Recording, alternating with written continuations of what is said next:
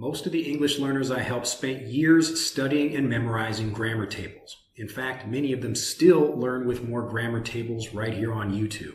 But they still have trouble using correct grammar automatically in conversations. So let me give you a better way to think about grammar so you can express yourself automatically. Imagine a little boy sitting at a kitchen table. He sees a beautiful vase of flowers on the table that he really wants to touch. So he climbs up on the table and he reaches for the vase, but as soon as he touches it, he tips over the vase rolls off the table and breaks on the floor. Well, the boy's mother comes into the room after hearing the crash, asking what happened, and without thinking, the boy says, "The vase broke." Now, most kids would say the same thing in this situation, but the interesting thing is why, since there are two equally good ways to explain what happened. Number one, I broke the vase. Number two, the vase broke.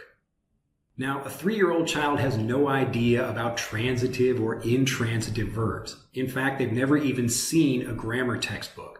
But what they're really thinking is, how can I explain what happened without it being my fault? How can I explain what happened without it being my fault? Does this make sense? Children learn nuances of grammar like this very quickly, but not because they study any rules. Children learn to connect vocabulary with situations by watching others.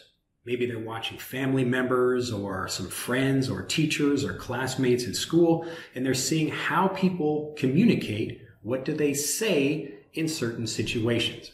So if maybe something breaks or you spill something or you hurt something or someone and you want to take responsibility for that, so that's the idea. The situation is I want to take responsibility. I did that. I did that. I broke the vase. I broke the vase.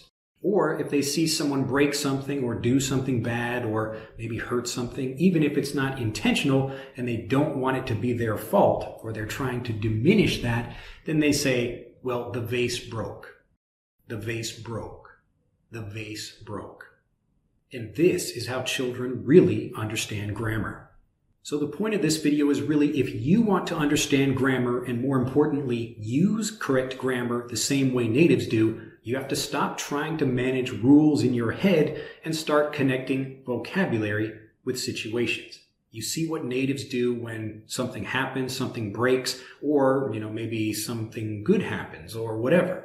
Whatever that situation is, you understand the vocabulary by connecting it with the situation, and you could even think about the situation at different times. So today I will go to the park, but yesterday I went to the park.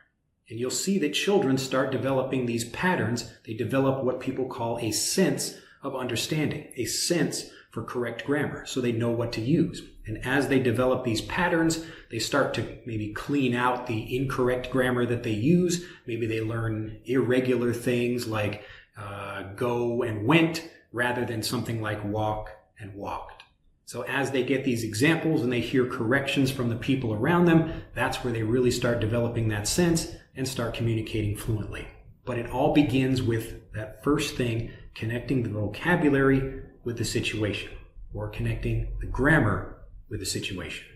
If you'd like to learn more about this, if this has been helpful for you, and if you can start seeing that how maybe powerful this really could be for you, and you'd like to learn a lot more grammar this way and a lot more vocabulary as well, but not only just learn it like you're trying to get a bunch of definitions or translations, I'm talking about actually helping you understand it like a native, because when you understand English like a native, you speak like a native.